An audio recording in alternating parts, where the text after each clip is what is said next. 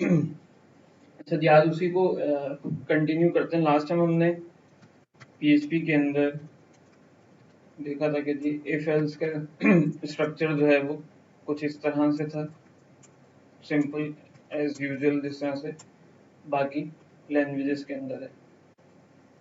अच्छा, मैं अब इस फाइल को सेव कर लेता हूँ।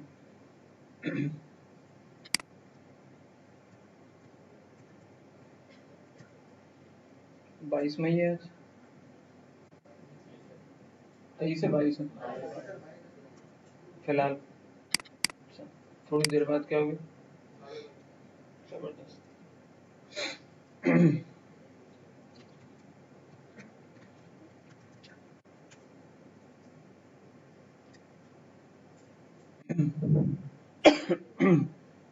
अच्छा जी, लास्ट टाइम हमने जो डिस्कस नहीं किया था हमने लॉजिकल ऑपरेटर्स। तो मैंने कहा था कि जी हम नेक्स्ट क्लास में इसको कंटिन्यू करेंगे। अगेन ये भी बहुत बेसिक प्रोग्रामिंग है, कोई मुश्किल चीज़ नहीं है इसके अंदर। लॉजिकल ऑपरेटर्स जिस तरह से और लैंग्वेजेस में है, सेम कॉन्सेप्ट, सेम पैटर्न इसका यहाँ पीएचपी में भी है।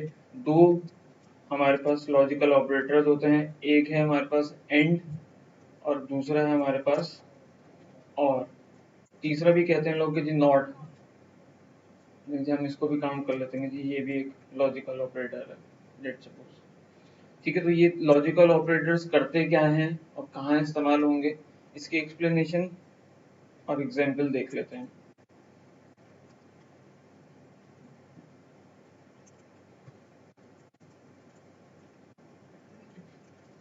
सही नजर आ रहा है सब लास्ट तक? अच्छा जी, फॉर सपोज मेरे पास एक वेरिएबल है, let's say a equals 10, just for example. मैं लिखता हूँ if $a is greater than 0 and $a %2 equals to 0। तो मैं एक स्टेटमेंट लिखता हूँ a is greater than 0 and even number else। मैं इस स्टेटमेंट को कॉपी कर लेता हूँ। a is greater than 0 equals 1।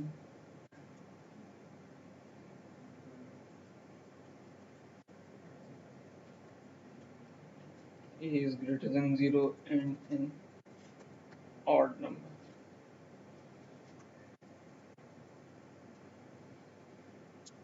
ठीक है जी, अब मैंने इफ की स्टेटमेंट, जिन लोगों को नहीं मालूम जरा इस बात को और से देख लीजिए। यहाँ पर अब मैंने एक इफ की स्टेटमेंट में दो एक्सप्रेशंस दिए। ठीक है, जिस तरह मैं पहले देता था एक एक्सप्रेशन देता था, अब मैंने यहाँ पर दो एक्सप्रेशंस दिए और उनके दरमियान में एज अ सेपरेटर ये एंड लॉजिकल ऑपरेटर इस्तेमाल किया। एक एक्सप्रेशन मेरे पास ये है कि जी a इज ग्रेटर देन 0, इसका कुछ रिजल्ट होगा in the form of either true या फॉल्स। ठीक है, और एक एक्सप्रेशन ये लिखिए जिसका यकीनन कोई आउटपुट होगा ट्रू या फॉल्स की सूरत में। ठीक है, इन दोनों का जो रिजल्ट है वो कंबाइन होगा with this logical and operator, और उसके बाद फिर उसको एक्यूमुलेट करके एक रिजल्ट फाइनल निकलेगा जो कि आइदर ट्रू होगा या फॉल्स होगा, और उसके बिहाफ पे आपकी या तो इफ की बॉडी चलेगी या फिर वो जंप कर जाएगा एल्स के ऊपर। ये इसका प्रोसेस फ्लो होगा। अच्छा, अब हमारे केस के अंदर यहाँ पर ये कंडीशन है ट्रू कि जी a इज ग्रेटर देन 0, ऐसा ही। इसके बाद लास्ट टाइम मैंने इसको एक्सप्लेन किया था कि जी इसका क्या मतलब है, बताया था मैंने। अच्छा, अब 10 के केस में यहाँ पर आएगा आउटपुट 0 और 0 कंपेयर हो जाएगा, 0 के साथ आउटपुट आपके पास आएगा ट्रू, यानी कि यहाँ पर भी आपके पास ट्रू आएगा और इस एक्सप्रेशन का आउटपुट भी आएगा ट्रू। दोनों एक्सप्रेशंस का जो रिजल्ट है वो होगा ट्रू। जब दोनों एक्सप्रेशन ट्रू हैं और इनके in between logical and operator इस्तेमाल किया है तो इसका कंबाइंड रिजल्ट बनता है ट्रू। अच्छा, लॉजिकल एंड ऑपरेटर के अंदर होता क्या है कि अगर दोनों कंडीशंस ट्रू हों तो आउटपुट आपके पास आता है ट्रू। अगर मेरे पास पहली कंडीशन ट्रू हो दूसरी कंडीशन फॉल्स हो तो आउटपुट आता है फॉल्स। पहली कंडीशन फॉल्स हो दूसरी कंडीशन ट्रू हो तो आउटपुट आएगा फॉल्स। और फॉल्स, दोनों कंडीशन फॉल्स हो तो आउटपुट वैसे ही हो जाएगा फॉल्स। ठीक है जी।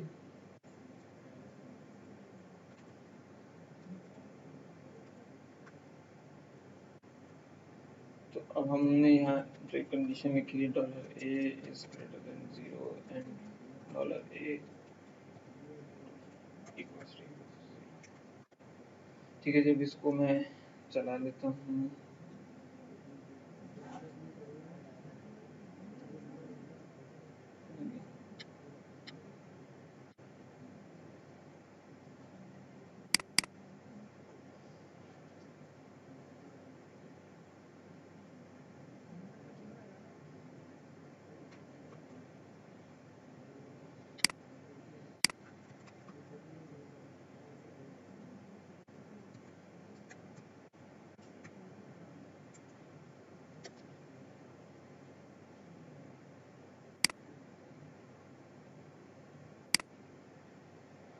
तो हमारे पास इफ की बॉडी है यहाँ पर एग्जीक्यूट हो जाएगी।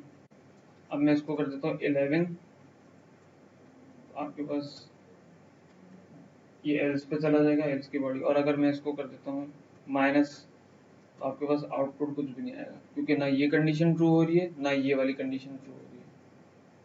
अब इसके बाद मैंने कुछ और लिखा नहीं है, मैं यहाँ पर अगर लिख देता हूँ else a is less than 0। अब इस केस में a is less than 0, ठीक हो गया। अच्छा, ये जो हमने यहाँ पर लॉजिकल ऑपरेटर इस्तेमाल किया एंड, अगर इसकी जगह पे अच्छा इसकी जो यूज करने की जो टोटल वो है कि हम एक इफ के अंदर कितने लॉजिकल ऑपरेटर इस्तेमाल कर सकते हैं। मतलब मैंने यहाँ पर एक कंडीशन लिखी, इसके बाद मैं एक और लिख दूं, फिर एक और लिख दूं, फिर एक और लिख दूं, फिर एक और लिख दूं एंड सो ऑन। कितने लिख सकता हूँ? कोई मैक्सिमम लिमिट है इसकी या नहीं है?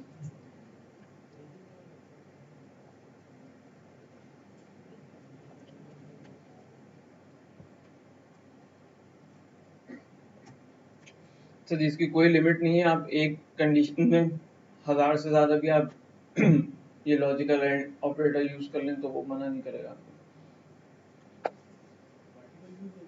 मल्टीपल यूज हो सकता है। ठीक है जी, क्लियर है यहाँ तक जी? नहीं, सिंगल एल्स यूज नहीं हो सकता। अच्छा जी, ये सवाल भी मैं मतलब क्लियर कर देता हूँ।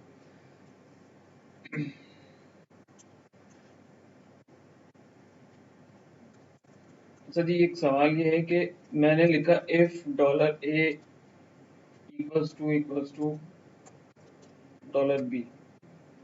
डॉलर ए जो है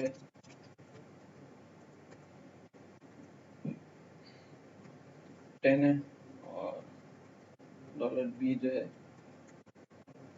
वो इंटीजर में 10 है।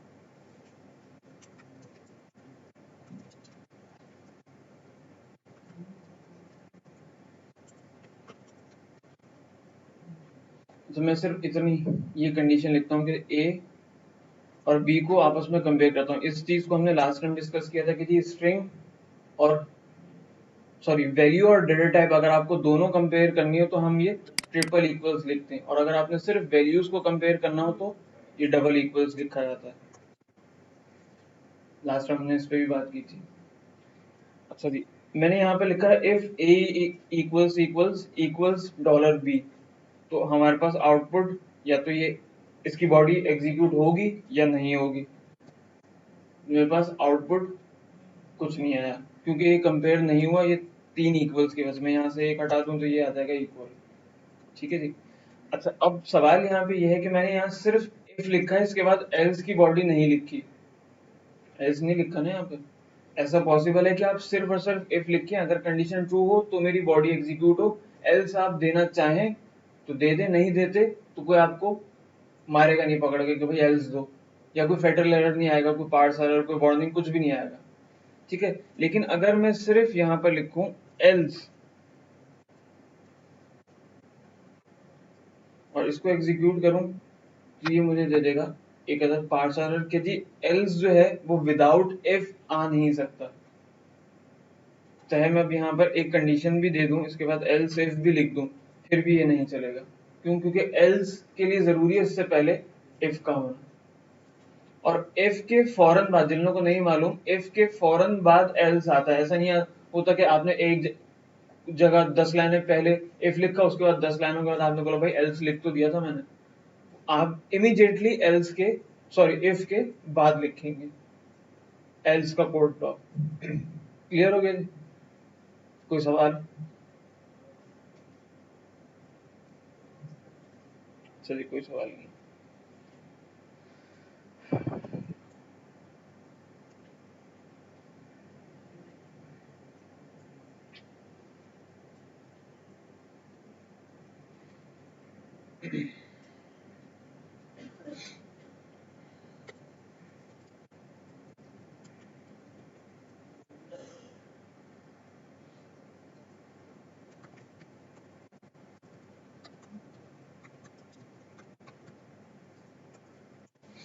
अच्छा, एक और ऑपरेटर है हमारे पास, अगेन इसका ताल्लुक भी जो है आपकी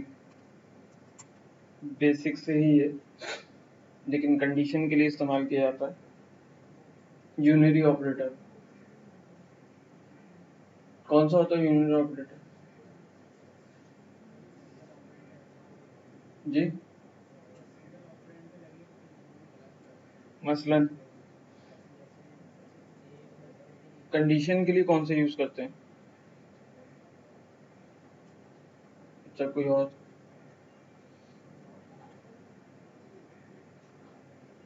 ये चल रहा है?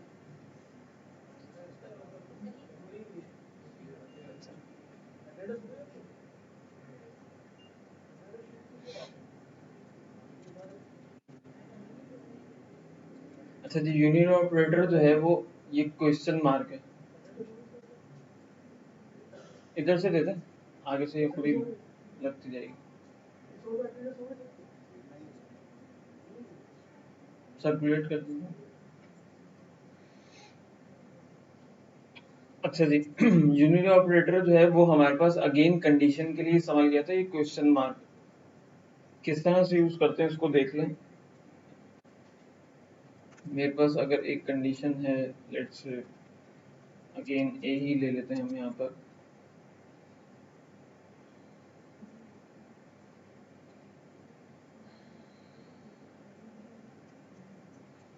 मैं लिखता हूँ यहाँ पर $a%2 equals 0, echo a is even, else a is odd। Simple इस कोड में आई होप के कोई परेशानी नहीं है। यकीनन यहाँ इस केस में a is even, मेरे पास आउटपुट जो है वो ये वाली लाइन आ जाएगी, ऐसे ही होगा।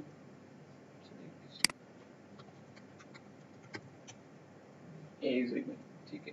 अच्छा, अब ये जो मैंने नंबर ऑफ लाइंस लिखी है, जो कोड लिखा है, इसको मैं अगर सिंप्लीफाई करना चाहूँ, बहुत ही आसान करना चाहूँ, तो मैं इस तरह की कंडीशन जहाँ पे सिंगल मैंने कंडीशन चेक करनी है या एक से ज्यादा कंडीशन भी चेक करनी है और उसके बाद एक स्टेटमेंट या एक आउटपुट लाना है, तो वहां पर नॉर्मली हम इफ एल्स को यूज नहीं करते, हम उसकी जगह यूज करते हैं इस यूनिरी ऑपरेटर को जी।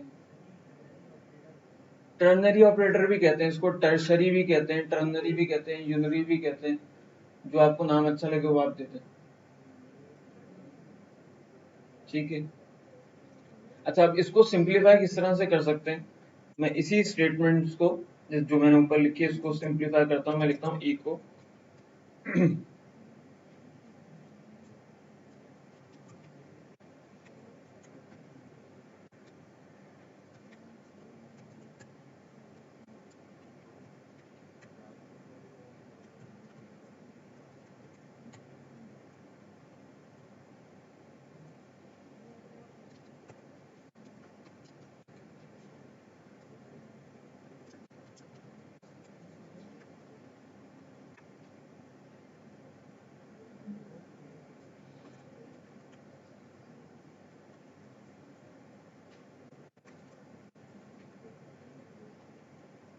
अच्छा, तो मैंने ऊपर वाला कोड अब साइलेंट कर दिया और यहाँ पर जो है वो मैंने एक कंडीशन लिखी है अगेन, यहाँ पर वही स्टेटमेंट है जो मैं इफ में दे रहा था। अब इसको देखते हैं, इसका आउटपुट भी है सेम। अब यहाँ पर मैंने इस्तेमाल किया है ये टर्नरी ऑपरेटर या यूनिटरी ऑपरेटर जो आप कह रहे हैं इसको। इसका मतलब ये है कि मैंने ये कंडीशन लिखी है, इसका कोई ना कोई रिजल्ट होगा, कोई आउटपुट होगा, आइदर ट्रू होगा इस एक्सप्रेशन का या फिर फॉल्स होगा। अगर ट्रू होता है तो क्वेश्चन मार्क के बाद जो मैंने लिखा है सेमीकोलन से पहले ये रिटर्न कर देगा, और अगर ये कंडीशन फॉल्स होती है तो ये कॉलन के बाद जो आप लिखेंगे ये रिटर्न कर देगा। ठीक है, तो हमारे केस में यहाँ पर a की वैल्यू थी 10, तो ये कंडीशन ट्रू हो गई, लिहाजा ये क्वेश्चन मार्क के बाद वाला रिजल्ट आ गया। और अगर मैं इसको चेंज कर देता हूँ तो ऑड वाली एग्जीक्यूशन हो जाएगी। ठीक है, तो ये जो 3 4 5 लाइनें हमने लिखी थी उसकी जगह आपके यही काम एक सिंगल लाइन में हो जाएगा by using this question mark. ठीक है जी। अच्छा, अब ये चीज इफ एल्स हो गया। इफ एल्स को हम अपने पास जो प्रैक्टिकली यूज करेंगे बहुत सारी जगहों पे, जहाँ पे भी हमने कंडीशंस लगानी होंगी, जहाँ पे भी हमें कोई बिजनेस लॉजिक इंप्लीमेंट करनी होगी, वहां पर हम इफ एल्स को इस्तेमाल करेंगे। ये जो क्वेश्चन मार्क है ये स्पेसिफिकली एक दो जगहों पे यूज होता है प्रैक्टिकली अप्रोच में, जब हम वेब के ऊपर काम कर रहे होते हैं। पीएचपी को हमने इम्प्लीमेंट करना है वेब पे। मैं बार बार इसलिए याद दिलाता हूँ कि कोई डेस्कटॉप पे ना चला जाए, वेब पे ही रहना है। ठीक है जी। तो इसकी एक खास मतलब इस क्वेश्चन मार्क को पर्टिकुलरली हम एक दो जगहों पे बहुत एक्सटेंसिवली यूज करते हैं। वो कोई आप इसकी एग्जांपल समझ में आती है कि इसको हम कहाँ यूज करेंगे, जहाँ पे सिंगल लाइन में हमें इस तरह का कोई काम करना होगा। कोई एग्जांपल, कोई प्रैक्टिकल एग्जांपल।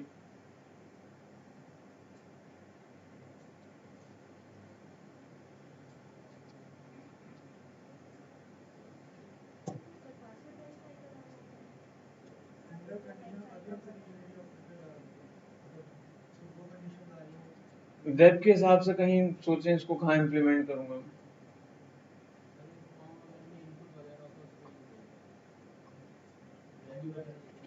इनपुट कौन सी वाली इनपुट?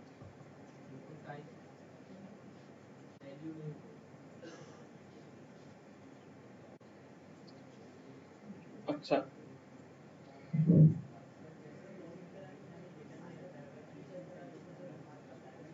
एक एक करके बोलो, आप पहले बताओ। नहीं, आप बताएं।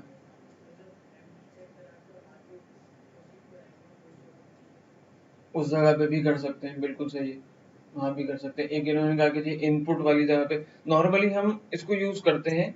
हमारे पास इनपुट्स होती हैं, रेडियो बटन होता है एक हमारे पास। जब हम आगे चल के फॉर्म्स क्रिएट करेंगे तो हमारे पास वहां पर आएंगे रेडियो बटन और आएंगे चेक बॉक्सेस, या फिर आएगा हमारे पास सिलेक्ट जो कॉम्बो बॉक्स होता है जिसमें ड्रॉप डाउन में वैल्यूज आएंगे आपके पास। यहाँ पर हम इसको चेक करते हैं रेडियो बटन या चेक बॉक्स में कि अगर उसकी वैल्यू जो डेटाबेस से मैच हुई है वो मौजूद है तो हम उसको बाय डिफॉल्ट सिलेक्टेड या चेक्ड दिखाते हैं। यहाँ पर यूज होता है चेक्ड इक्वल्स। ये हम जब HTML के ऊपर देंगे, सॉरी फॉर्म के ऊपर देंगे, तब वहां पर इसको दोबारा यूज कर लेंगे। या फिर सिलेक्टेड यूज होता है, एक एट्रीब्यूट है HTML का, ये हम यूज करते हैं फॉर सिलेक्टेड पर्पस के लिए। ये वाली वैल्यू बाय डिफॉल्ट सिलेक्टेड थी, तो वहां पे हम वैल्यू चेक करते हैं कि डेटाबेसेस की क्या वैल्यू। फॉर एग्जांपल मैं अगर इसकी एग्जांपल दूं, लेट्स से जेंडर है आपके पास, वहां पर दो ऑप्शंस थे। ठीक है, अब डेटाबेस से जो भी वैल्यू रिजल्ट आउटपुट निकल के आया, यहाँ एक रेडियो बटन यहाँ बना हुआ है इस फील्ड के साथ और एक इस वैल्यू के साथ। जो भी बाय डिफॉल्ट वैल्यू डेटाबेस से आपने बाय डिफॉल्ट नहीं, जो भी उसने इंसर्ट की होगी और जो वैल्यू आपने गेट की है उस वैल्यू के हिसाब से आपने डिसीजन लेना है कि जी मैं डिफॉल्ट में किसको चेक रखूं, मेल या फीमेल को। तो वहां पर हम इस इनपुट के ये जो यूनरी ऑपरेटर है ये वहां पर यूज करेंगे। जब इसकी एग्जांपल इंशाल्लाह आगे आएगी वहां पर हम इसको और तफसील से देख लेंगे, ठीक है। या फिर हम कहीं वैल्यू को एम्प्टी चेक करने के लिए, जैसे कि उन्होंने एग्जांपल दी कि जी एम्प्टी चेक करना है कि जी वैल्यू इसमें है या नहीं है, अगर है तो मैं उसी को प्रिंट कर दूं, नहीं है तो मैं उसकी जगह डैश डैश दिखा दूं या कोई और वैल्यू डिफॉल्ट वैल्यू दिखा दूं, ठीक है। तो वहां पर भी हम इसको यूज करेंगे। क्लियर हो गया जी? अच्छा, कोई सवाल यहाँ पर कंडीशन से रिलेटेड कोई सवाल?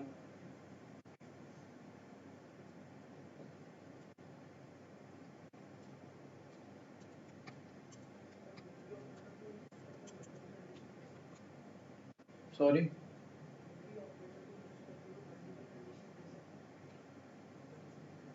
मल्टीपल किस तरह से?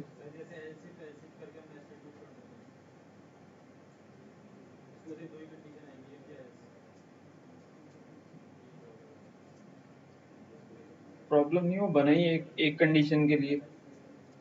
अगर आपको एक से ज्यादा लगानी है तो फिर आप इफ एल्स यूज करें जी। हाँ, इसमें एंड ऑपरेटर लगा, लॉजिकल एंड या और ऑपरेटर लगा सकते हैं। लास्ट में बहुत ज्यादा डिस्टरबेंस हो रही है, 2-3 लोगों की, मैं सीट चेंज करने वाला हूँ, सो बी केयरफुल। और आगे ज्यादा गर्मी हो रही है।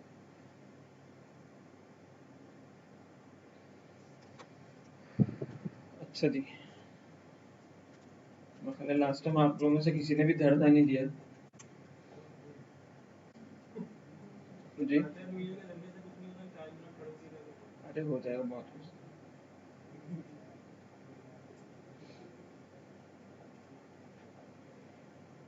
अच्छा जी, नेक्स्ट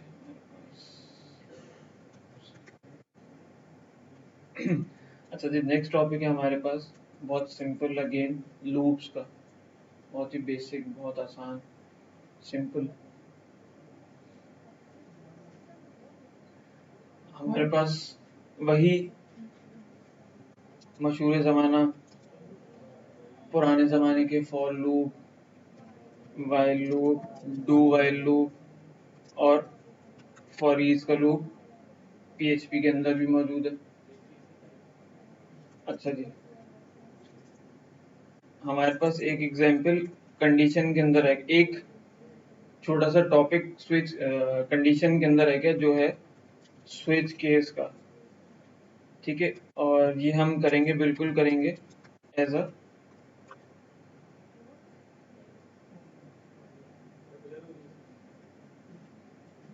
नहीं, आंखें खराब हो रही हैं स्क्रीन से, चक्कर भी आ रहे हैं।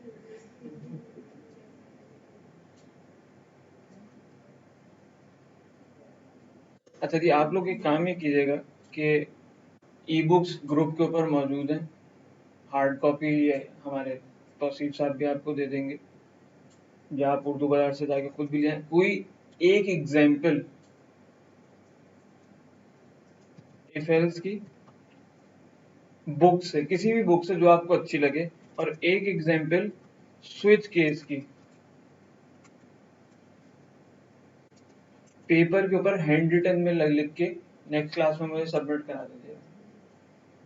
सिर्फ एक एग्जाम्पल पेपर से लिख, पेपर पेंसिल पे आपने या पेन यूज करना है, पेपर पे आपने सब ने मुझे एक एक एग्जाम्पल एफ एल्स की कोई सी भी जो आपको अच्छी लगे, और एक एग्जाम्पल स्विच केस की, किसी भी बुक से कोई भी एग्जाम्पल नेट से उठा के छाप दें, लेकिन हैंड रिटन आपकी अपनी, छोटे भाई से मत लिखवाइएगा, ना बड़े भाई से, ना बहन से, ना भाई से, ना पुप्पी से, ना अम्मा से, खुद अपने हाथ से ईमानदारी के साथ लिख के मुझे सबमिट करवा दीजिएगा, अपना नाम ऊपर लिख दीजिएगा शीट के।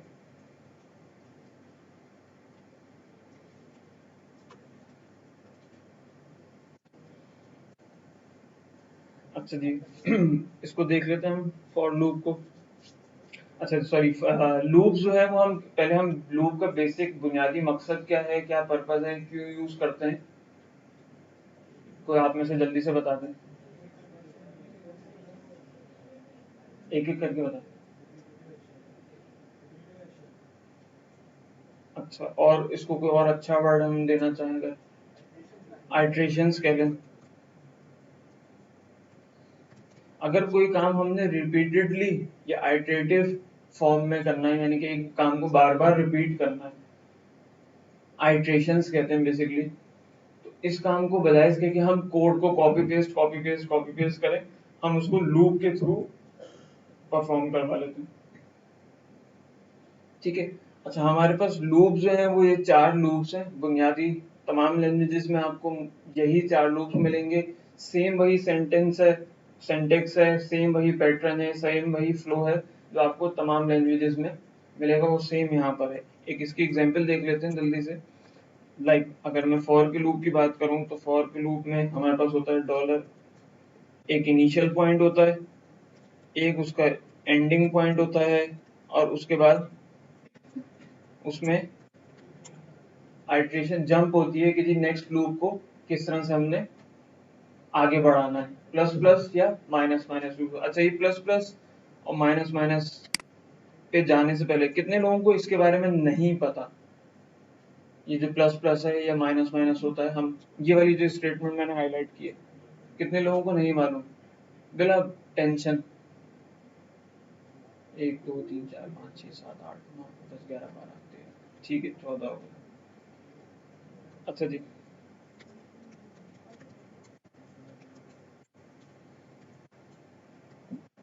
ब्रेक।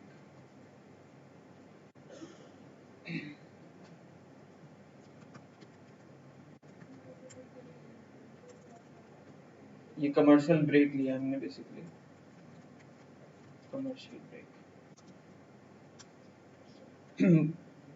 अच्छा जी, इसको देख लें जिन लोगों को ये नहीं मालूम कि प्लस प्लस या माइनस माइनस क्या होता है। मेरे पास फॉर एग्जांपल एक वैल्यू है डॉलर ए इक्वल्स टू 5, और मैं लिखता हूँ इको डॉलर ए। आउटपुट यकीनन यहाँ पे क्या आएगा? 5। इसमें कोई परेशानी यकीनन नहीं होगी किसी को भी।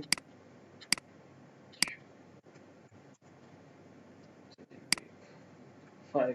अच्छा, अब मैं अगर यहाँ पे लिखता हूँ प्लस प्लस, अब आउटपुट क्या आएगा?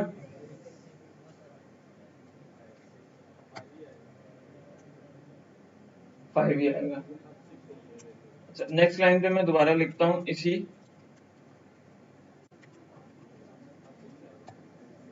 तो अब 6 हो जाएगा। बेसिकली ये कहलाता है इंक्रीमेंट ऑपरेटर। ठीक है।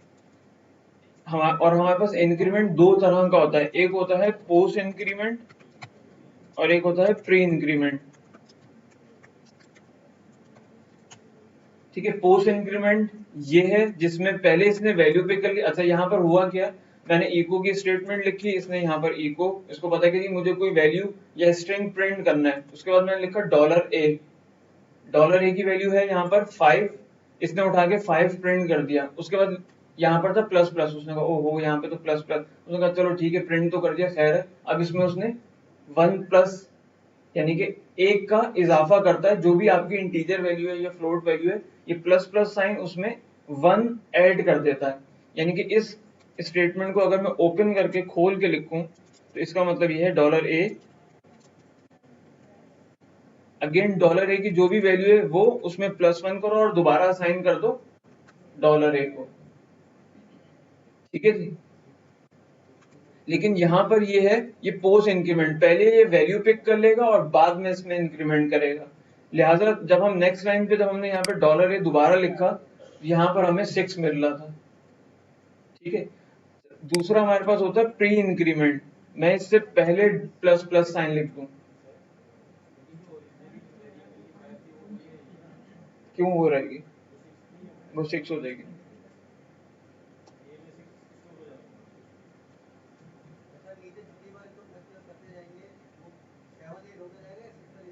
नहीं, 7 8 होता जाएगा डेफिनेटली। जितनी दफा आप प्लस प्लस करेंगे उतनी दफा उसमें इंक्रीमेंट हो जाएगा। ठीक है।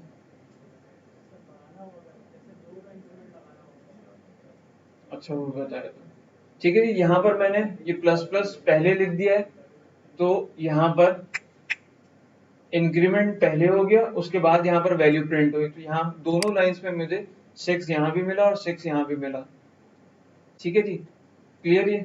इसी तरह अगर मैं माइनस माइनस करता हूँ तो एक वैल्यू माइनस हो जाएगी, और पोस्ट डिक्रीमेंट भी होता है और प्री डिक्रीमेंट भी होता है। तो पहले 5 ही थी लेकिन माइनस बाद में हुआ, लिहाजा यहाँ पर 4 हो गया।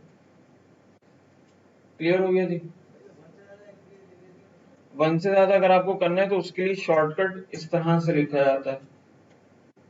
मैं एक और वेरिएबल ले लेता हूँ, अगेन 5 ही ले लेता हूँ।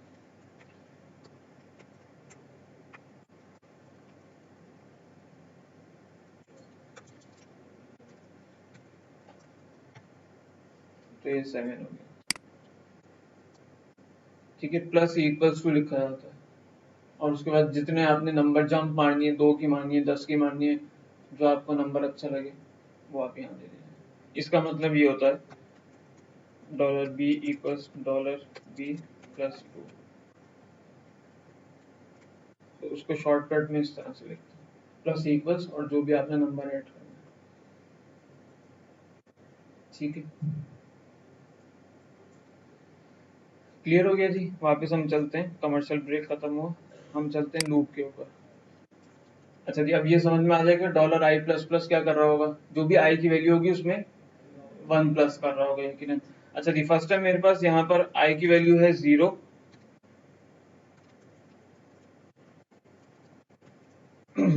और मैंने यहाँ पर कंडीशन लिखी है, इस लूप को तब तक चलाओ जब तक i की वैल्यू लेस देन और इक्वल्स टू 10 है, और उसमें 1 प्लस करते जाओ i प्लस प्लस। तो हम इस लूप को एग्जीक्यूट कर लेते हैं। तो 0 1 2 3 4 और ये 10 के ऊपर जाकर लूप जो है वो आपका एंड हो जाएगा।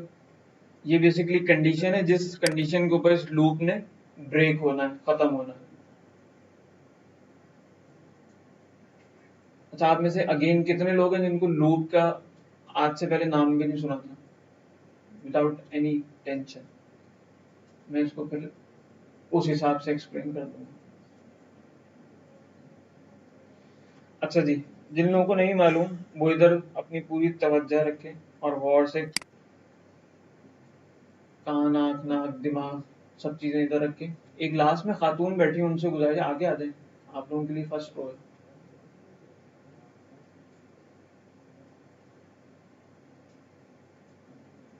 अच्छा जी, ये लूप किस तरह से चलता है, इधर इस गौर से जरा देखें सब लोग।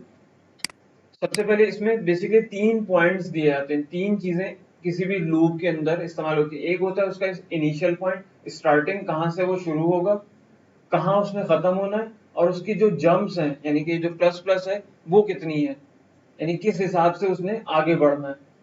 एक एक के हिसाब से बढ़ना है, दो दो के हिसाब से बढ़ना है, 3 4 वॉटएवर जो भी जंप है उसकी वो किस हिसाब से। तो हमने फॉर के लूप में ये है इसका स्टार्टिंग पॉइंट, हमने कहा कि जी ये स्टार्ट होगा 0 से।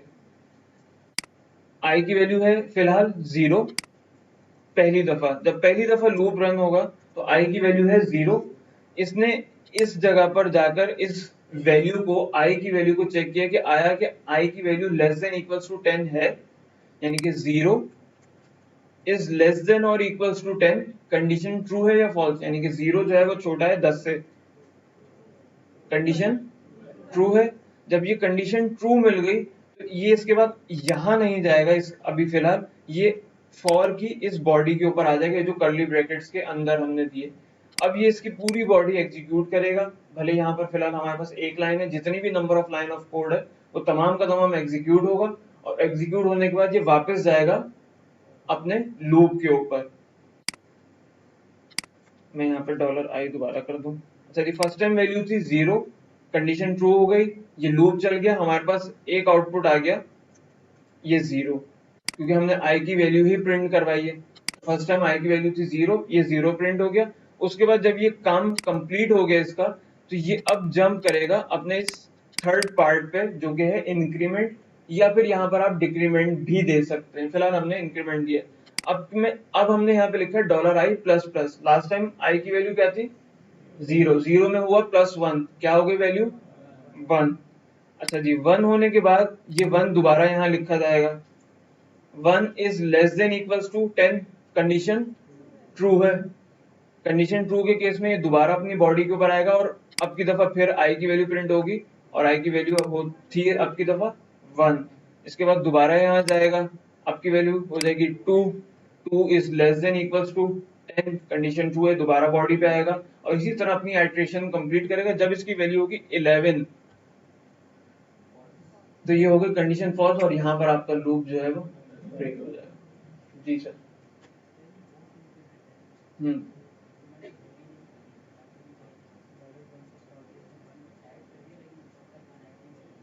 नहीं, इसमें ऐसा नहीं होता, वो सिर्फ प्रिंट के केस में होता। ठीक हो गया जी, क्लियर। सेम प्रोसीजर आपका फॉलो होगा डिक्रीमेंट में कि आप जो भी कंडीशन देते हैं। फॉर एग्जांपल मैं एक और यहाँ पर डिक्रीमेंट की एग्जांपल ले लेते हैं।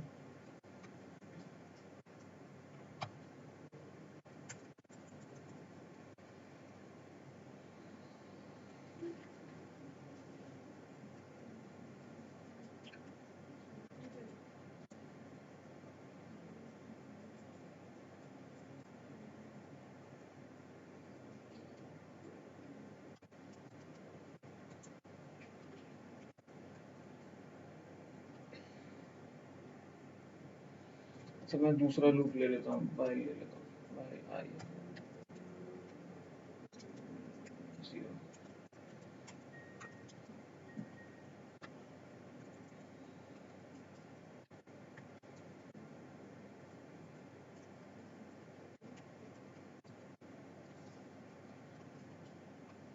अच्छा जी, दूसरा जो लूप है वो हमारे पास वाइल का लूप है। इसमें हम सिर्फ और सिर्फ एक्सप्रेशन देते हैं। कंडीशन इनिशियलाइजेशन लूप से बाहर होती है और इंक्रीमेंट या डिक्रीमेंट जो है वो लूप के अंदर किया जाता है नॉर्मली। ठीक है, तो अब मैंने यहाँ पर आई की वैल्यू ले ली है 10 और मैंने कहा है कि ये लूप तब तक चले, उस वक्त तक चले जब तक आई की वैल्यू जो है वो ग्रेटर देन 0 है और इसकी वैल्यू मैं एक एक करके प्रिंट करता रहूंगा और इसमें माइनस माइनस यानी कि एक का डिक्रीमेंट करता जा रहा हूँ। तो मेरे पास यहाँ आउटपुट क्या आएगा,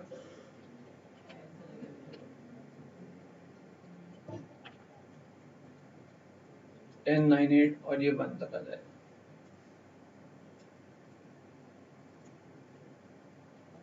ठीक है जी। अच्छा, अब बज़ाहिर अगर देखा जाए ये एक फॉर का लूप है। ठीक है, इसमें कोई सवाल, कोई परेशानी, क्लियर। अच्छा, बज़ाहिर अगर देखा जाए कि जी ये फॉर का लूप, इसमें भी एक इनिशियलाइजेशन है, एक कंडीशन है और इंक्रीमेंट है या फिर डिक्रीमेंट दे देते हैं हम यहाँ पे। वाइल के लूप में इनिशियलाइजेशन है, अगेन कंडीशन है और इंक्रीमेंट डिक्रीमेंट दोनों है। दोनों में डिफरेंस बज़ाहिर तो कोई दिखता नहीं है, इनिशियलाइजेशन वहाँ भी है यहाँ भी है, कंडीशन वहाँ भी है यहाँ भी है। ठीक है, और इंक्रीमेंट डिक्रीमेंट यहाँ भी है और वहाँ भी है, दोनों केसेस में है ना, तो दोनों में डिफरेंस तो कोई भी नहीं या है। हो सकता है, क्यों नहीं हो सकता, मारेगा थोड़ी वो।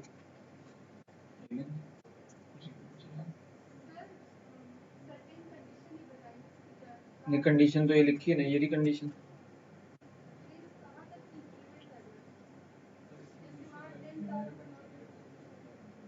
इनिशियल वैल्यू ना दूं, मसलन मैं ये अगर उड़ा दूं चल जाएगा। एक सवाल पूछ रहा हूँ, ठीक है उसको, लेकिन प्रोग्रामिंग के अंदर एक चीज मैं आपको थोड़ी सी और, छोटी सी बात है बहुत, कभी भी तुक्का नहीं मारे कि अच्छा अब मैंने एक लाइन हटा दी अब इसका आउटपुट होगा 1 2 3। मतलब कोई भी तुक्का नहीं मारे, आप हमेशा कोड को पहले खुद से कंपाइल करें, अपने दिमाग में इसको देखें और उसको कंपाइल खुद से करें, खुद कंपाइलर बन जाए थोड़ी देर के लिए, लेकिन तुक्का नहीं मारे। अगर आप जिस दिन खुद से कंपाइलेशन करना कोड की शुरू होगा उस दिन यूं समझ लें आप प्रोग्रामर हो गए। मेन चीज है कि आप कोड को अंडरस्टैंड किस तरह, आपको कोड दिखाऊं आपको पता हो कि ये कोड कर क्या रहा है, खुद आप उसका आउटपुट जनरेट कर सकें, आप उसका रिजल्ट निकाल सकें। ये एक, हालांकि कोई मुश्किल नहीं है, थोड़ा सा आप उसको अगर तवज्जो देंगे, थोड़ा सा टाइम देंगे तो ये चीज को इतनी मुश्किल नहीं आ जाती है।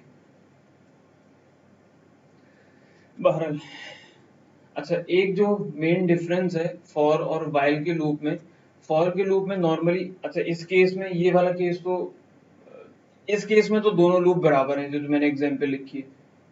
इस वाले सिनेरियो में दोनों लूप एक जैसे ही हैं, दोनों में कोई फर्क नहीं है, ठीक है। लेकिन लेटर ऑन आगे चल के हमारे पास कुछ ऐसी कंडीशन आएंगी जहां पे हमें इस चीज की आइडेंटिफिकेशन या इस चीज का नहीं मालूम होगा कि हमने लूप चलाना कितनी दफा है, ठीक है। और फॉर लूप को हमें स्टार्ट और एंड देना पड़ता है, बताना पड़ता है कि ये लूप यहां से यहां तक चलेगा।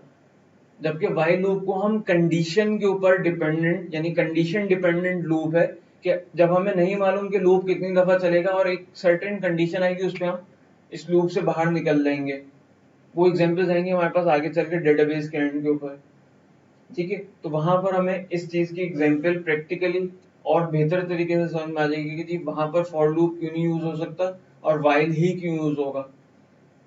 तो वो इंशाल्लाह हम आगे 2 4 5 6 क्लासेस के बाद जब हम डीबी का टॉपिक पढ़ेंगे तो वहां पर इसकी एग्जांपल आ जाएगी कि जी हमें ये नहीं मालूम होगा कि डेटाबेस से कितने रिकॉर्ड फेच करने हैं, तो वहां पर हम फॉर लूप नहीं लगा सकेंगे, हमें लामहाल इस वाइल या डू वाइल की तरफ ही जाना पड़ेगा लूप आइटरेशंस को परफॉर्म करने के लिए, ठीक है जी।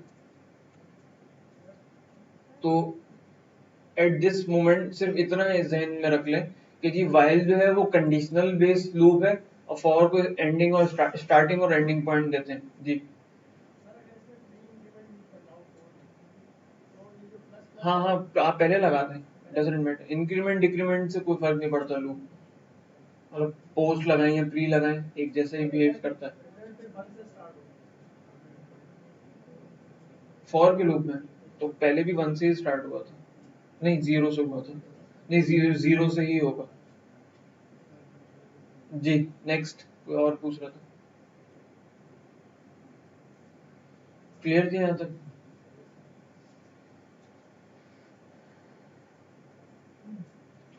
अच्छा जी, दूसरा ये कि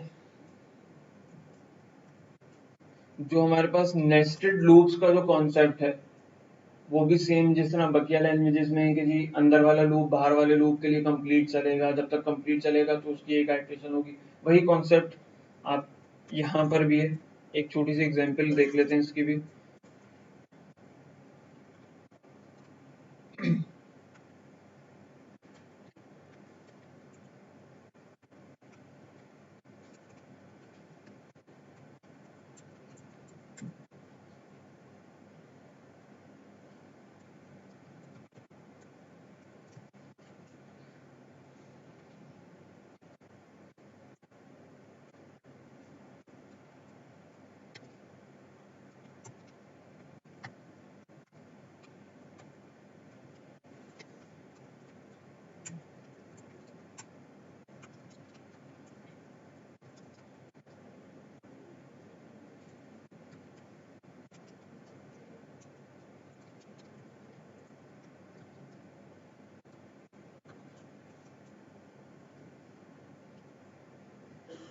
ठीक है जी, यहाँ पर मैंने 2 लूप्स लिखे हैं, एक लूप ये है और इसके अंदर एक लूप ये है। इसको नॉर्मली कहा जाएगा, जो भी बाहर वाला उसको कहते हैं जी नॉर्मली प्रोग्रामिंग के अंदर आउटर लूप, और ये इसका होगा इनर लूप। अच्छा फर्स्ट टाइम अब इसकी आइटरेशंस किस तरह से चलेंगी, फर्स्ट टाइम आई की वैल्यू है 1, I less than equals to 5, condition true है तो ये अंदर आ जाएगा। अब ये यहाँ पर अगर 1000 भी लिखा हो तो ये जब तक कंप्लीट लूप नहीं एग्जीक्यूट हो जाएगा तब तक ये वापस बाहर निकल के इस आउटर लूप पे नहीं जाएगा, यानी कि अंदर वाला लूप कंप्लीट अपना काम परफॉर्म करेगा, उसके बाद ये वापस रिटर्न जाएगा ऊपर वाले लूप को, वहां पर इंक्रीमेंट होगा, फिर ये अंदर आ जाएगा अगर अंदर आना हुआ तो, फिर अंदर वाला पूरा लूप चलेगा, उसके बाद फिर ये बाहर जाएगा, फिर उसमें इंक्रीमेंट या डिक्रीमेंट होगा, कंडीशन ट्रू होगी तो फिर नीचे आ जाएगा, एंड देन फिर नीचे वाला लूप कंप्लीट अपनी इटरेशंस परफॉर्म करेगा, ठीक है। तो यहाँ पर आउट इस पोलोग्राम का आउटपुट क्या आएगा, ये आपको पता है?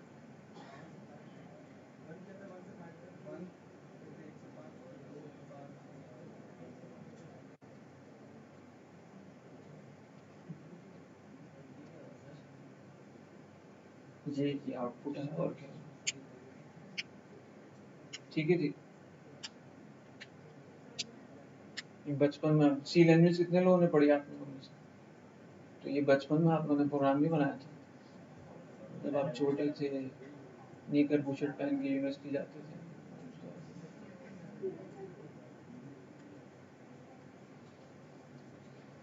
अच्छा जी, क्लियर। अब इसको समझ, जिनको नहीं समझ में आया इसको घर जाके चला के देख लीजिएगा कैसे चला है और ये आउटपुट कैसे आया।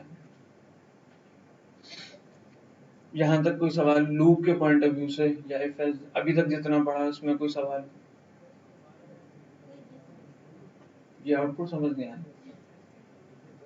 छोड़ देना ही है कुछ यहाँ पे। चले,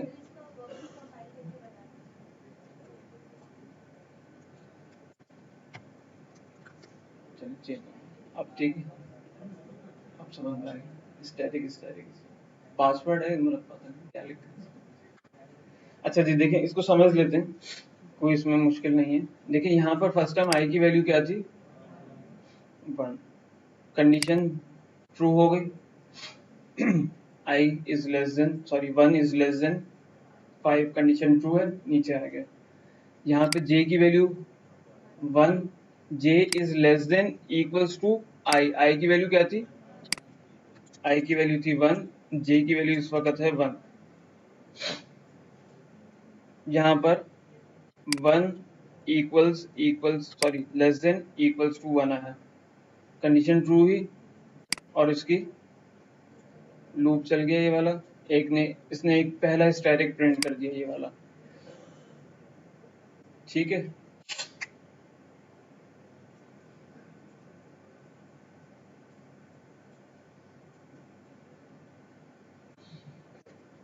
अच्छा उसके बाद j में हुआ इंक्रीमेंट, j की वैल्यू हो गई अब 2, और यहाँ पर जब वो 2 less than equals to 1 condition हो जाएगी फॉल्स, यानी कि ये वाला लूप ब्रेक हुआ और ये यहाँ पर चला आएगा। अब की दफा i की वैल्यू लास्ट टाइम थी 1, इसने प्लस प्लस किया, अब की हो जाएगी 2, ठीक है। उसके बाद ये वापस नीचे आया, इसने कहा j इक्वल्स टू 1, j की वैल्यू दोबारा कर दी इसने 1, 1 is less than equals to 2, condition true है, नीचे आया, इसने स्टैटिक प्रिंट किया।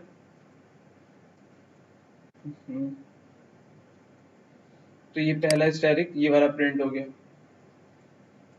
उसके बाद इसने दोबारा j में इंक्रीमेंट किया, j की वैल्यू हो गई 2, 2 is less than equals to 2, condition true है, दोबारा ही नीचे आया और यहाँ से स्टैटिक मिट गया,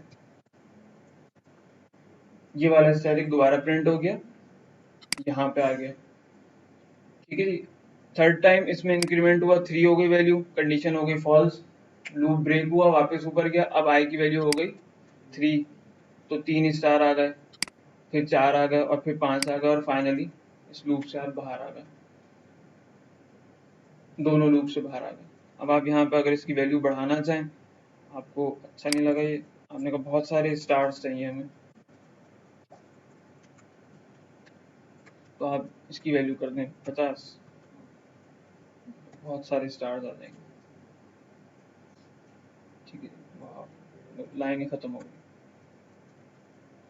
थोड़ा मुनासिब कर लेते हैं। हाँ चलिए, तो ये इस तरह से नॉर्मल इसके एप्लीकेशंस आगे बढ़ते रहेंगे, ठीक है जी। क्लियर हो गया। तो ये नेस्टेड लूप का भी कॉन्सेप्ट पीएचपी में होता है और उसी तरह से होता है जैसे और जगहों पे होता है। अच्छा जी, एक छोटी सी चीज यहाँ पर और बता दूं,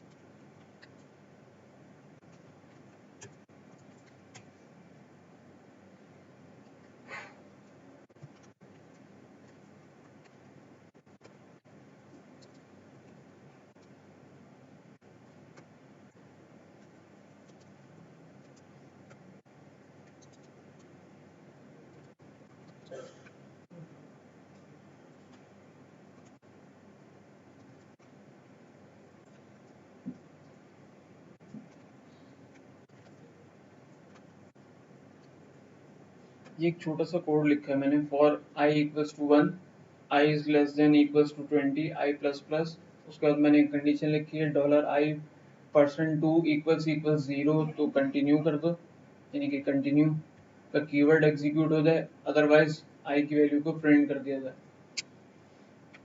ठीक है, आउटपुट क्या होगा?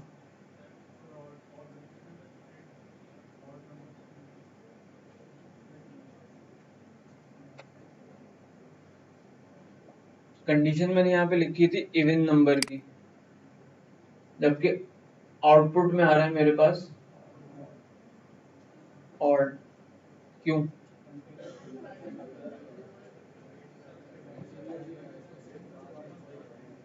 अच्छा जी, शब्द सही बताया, बिल्कुल ठीक, समझ कुछ नहीं आया, सब सही था वैसे बेसिकली। अच्छा, जिन लोगों को नहीं मालूम और जिस तरह गौर से सुन लीजिए,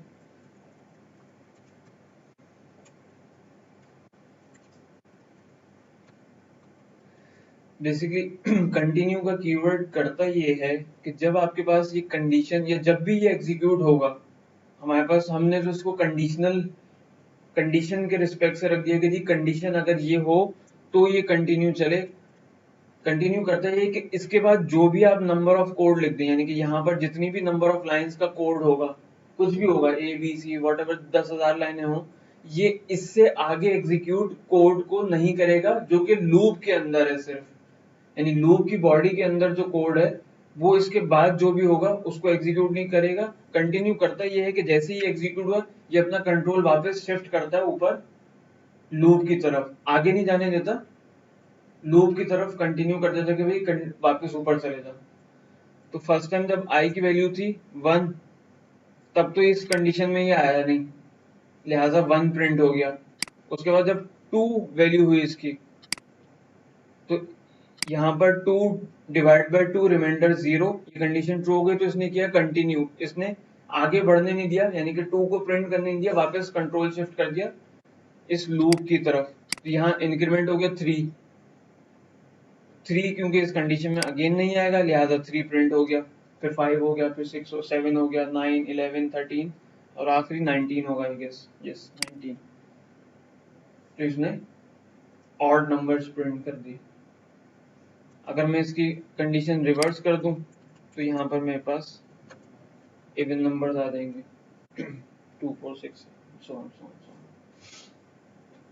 क्लियर? तो ये कंटिन्यू बेसिकली लूप के अंदर इस्तेमाल किया जाएगा, और जहां भी लूप के अंदर कंटिन्यू का कीवर्ड आ जाएगा ये इसको शिफ्ट कर देगा वापस लूप की तरफ, आगे बढ़ने नहीं देगा। इसी तरह हमारे पास एक और कीवर्ड होता है ब्रेक का।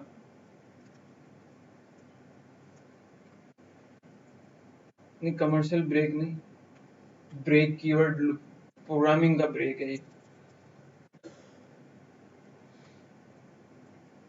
अच्छा जी, इसके अंदर क्या होगा, मैंने यहाँ लिखा है ब्रेक, और मैं यहाँ पे लिख देता हूँ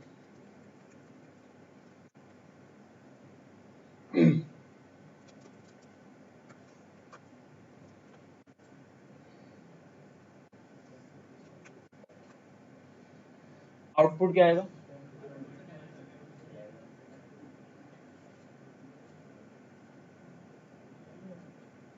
आउटपुट क्या आएगा?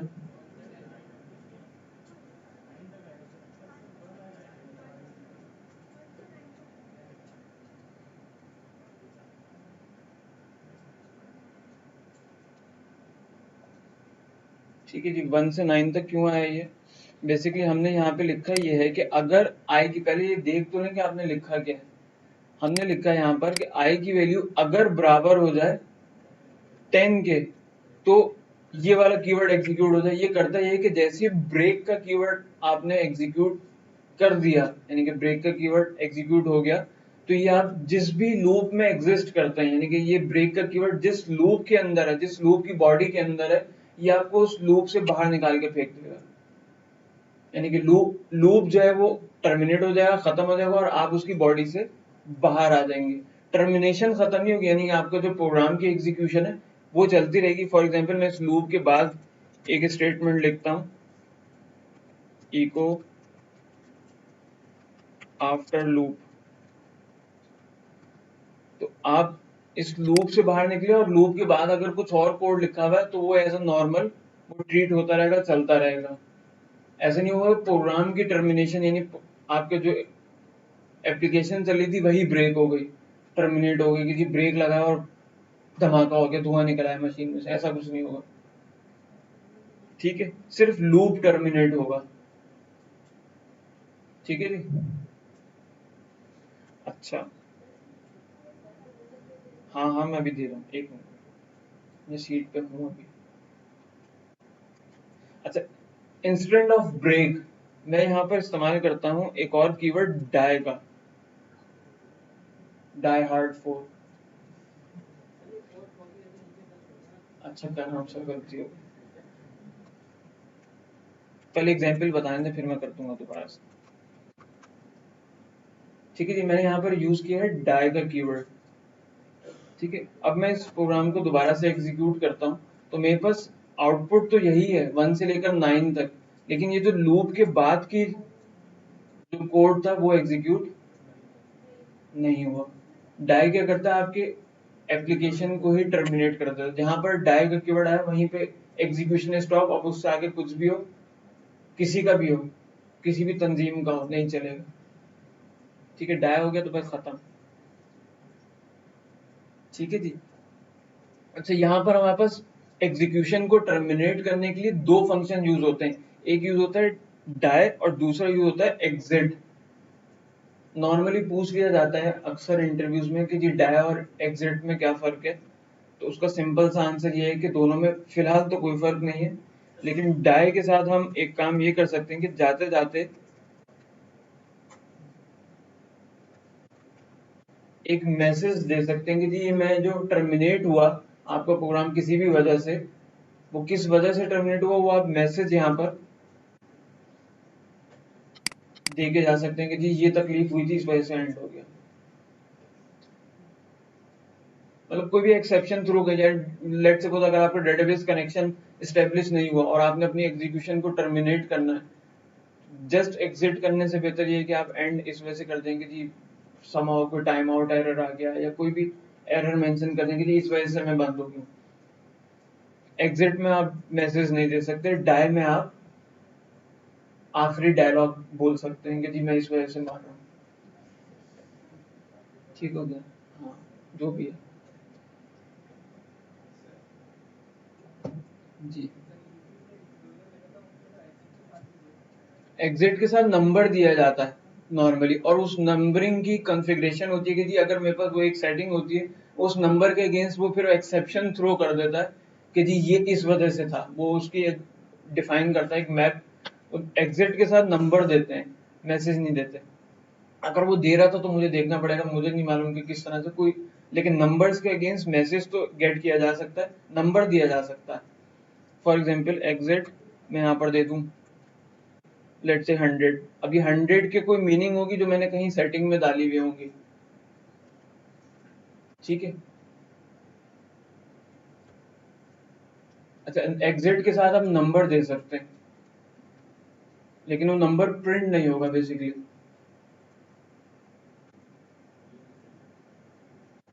जी, भारत छोड़ें इस चीज को, डाई और एग्जिट में क्लियर है फर्क, ब्रेक समझ में आ गया। चलिए, यहाँ पे हमने पहले ब्रेक लिखा हुआ था। ठीक है जी, दोबारा आ गया।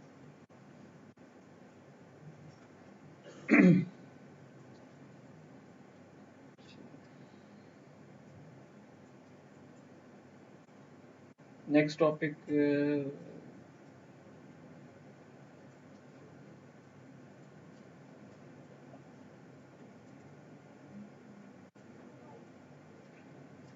चलिए नेक्स्ट टॉपिक पे नहीं जाते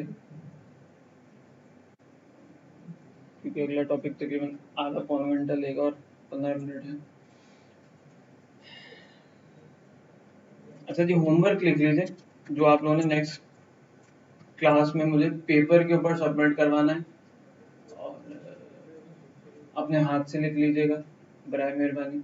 भले कॉपी पेस्ट करें, कुछ भी करें, पहले कोशिश ये कीजिएगा कि खुद बना लें प्रोग्राम। ना बने तो किसी से हेल्प ले लीजिएगा, फिर भी ना बने तो गूगल कर लीजिएगा, लेकिन उसके बाद उसको अपने हाथ से अच्छे से A4 साइज पेपर के ऊपर फूल बूटे मत लगाइएगा, सिर्फ नाम और प्रोग्राम लिख के ले आइएगा। अच्छा जी, पहला प्रोग्राम आपने लिखना है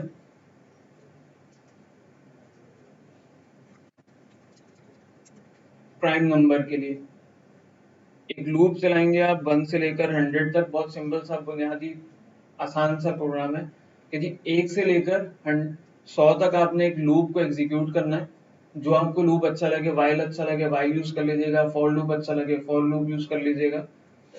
और प्राइम नंबर कौन से होते हैं? जो 1 से या अपने नंबर से डिवाइड होते हैं, लाइक 2, 3, 5, 7, 11, 13, 17, 19, 23, आगे कौन सा आता है 29 and so 31 and so on so on so on. ठीक है, वो नंबर्स जो अपने नंबर से या 1 से डिवाइड होते हैं। अब इसके लिए आप कोई ना कोई कंडीशन लगाएंगे, एक लूप चलाएंगे, उसके अंदर आप कुछ कंडीशंस लिखेंगे, तो वो बस आपने लिखना। एक प्रोग्राम आपने लिखना है प्राइम नंबर का।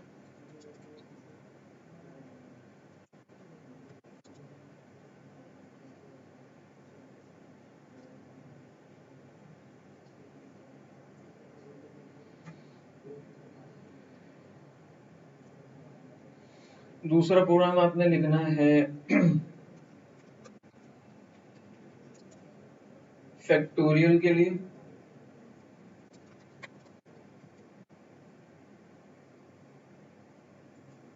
फैक्टोरियल क्या होता है? लेट सपोज मैं अगर नंबर दूं 5, तो इसका आउटपुट होगा 5 multiply by 4 multiply by 3 multiply by 2 multiply by 1 equals I guess 120। 120, हाँ ठीक है जी। दूसरा प्रोग्राम आपने ये बनाना है। ठीक हो गया जी, क्लियर। तीसरा प्रोग्राम आपने बनाना है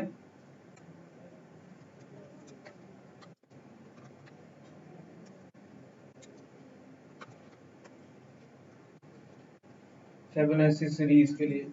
फिबोनाची सीरीज क्या होती है? मैंने लिखा 1, 1, 2, 3, 5, 8, 13, देन 21, देन जितना भी होता है 34, उसके बाद होगा 5 और 55 एंड सो ऑन। बेसिकली इसमें होता क्या है, मेरे पास शुरू में स्टार्ट में है ये 1, फिर उसके बाद है 1, 1 plus 1 2, 2 plus 1 3 plus 2 5, 5 plus 3 8, 8 plus 5 13, 13 plus 8 21, 13 plus 21 34, 21 plus 34 55 and so on. 100 तक ले जाए।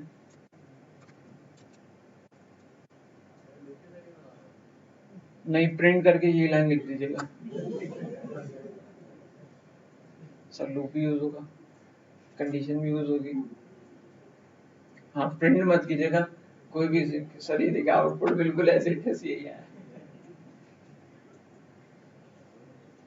ठीक है जी, तो ये 3 प्रोग्राम आप आई होप, और वो जो मैंने आपको शुरू में बताया, एक इफ एल्स की एग्जांपल बुक से और एक स्विच केस की एग्जांपल बुक से। किसी भी बुक से कहीं से भी एक एग्जांपल और ये 3 प्रोग्राम आप पेपर के ऊपर लिख के नेक्स्ट क्लास में ले आइएगा। और अच्छा, आज भी लैब नहीं होगी, नेक्स्ट वीक से इंशाल्लाह आपकी प्रॉपर लैब स्टार्ट हो जाएगी। लैब 4 या लैब 5 होगी, और नेक्स्ट वीक से इंशाल्लाह आपकी कंफर्म जो है वो लैब होगी। आज कोई लैब नहीं है, ठीक है? तो आज आप लोग एंजॉय कीजिए। नहीं, लूप का काम कुछ नहीं लिखना, कोड कुछ नहीं लिखना, और ये कोड जो है वो आपको ग्रुप पे मिल जाएगा विद।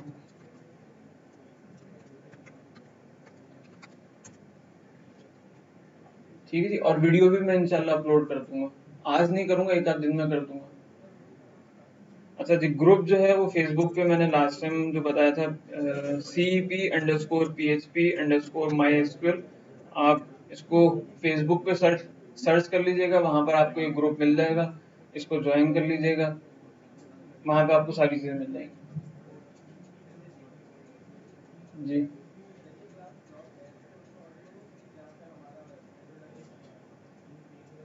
हो सकती है जी। तो मैंने आप लोगों को लास्ट टाइम एक पते की बात बताई थी, आप में से कोई गया ही नहीं। 2-4 लोग थे मैंने देखे थे ऑफिस में, वो फीस जमा कराने गए हुए थे। तो आप लोग में से अगर कोई पीटीआई के लोग हैं तो जाके जरा धरना दे दें सीईपी के ऑफिस के आगे। नहीं, आप एक दफा जाके उनको कंप्लेन कर दें, भले धरना ना दें, ये अच्छी बात नहीं है। एटलीस्ट उनको एहसास तो हो कि जी यहाँ पे परेशानी के अंदर बैठे हुए। मैंने वैसे लास्ट टाइम बोला था, लेकिन ये कि आप लोग भी बोलेंगे साथ, तो शायद कुछ। सर अगर यही सोचते रहें तो फिर तो बोलने में कोई हर्ज नहीं। थोड़ी सी आपको 2 सीढ़ियां चढ़नी पड़ेंगी, बोल दें, हो सकता है कोई इफेक्टिव हो। आई होप कि इफेक्टिव होगा, लेकिन कम से कम उनको आप इन्फॉर्म तो करें। असल में यहाँ से सब लोग बाहर निकल जाते हैं, वो तो कहते हैं सर आपके कोई बच्चा आगे कंप्लेन तो करता नहीं है, पीछे सब चल रहा था, हाँ आप वाला खराब है, ठीक है आप बर्दाश्त करें। तो मुझे कहते हैं सर आप बर्दाश्त करिए, चलिए ठीक है जी। तो नेक्स्ट क्लास में इंशाल्लाह हम आगे फंक्शंस और एरेज की तरफ जाएंगे। ये क्लास में ये जो कोड है ये आपको ग्रुप पे इंशाल्लाह मिल जाएगा आज। ठीक है जी, थैंक यू वेरी मच।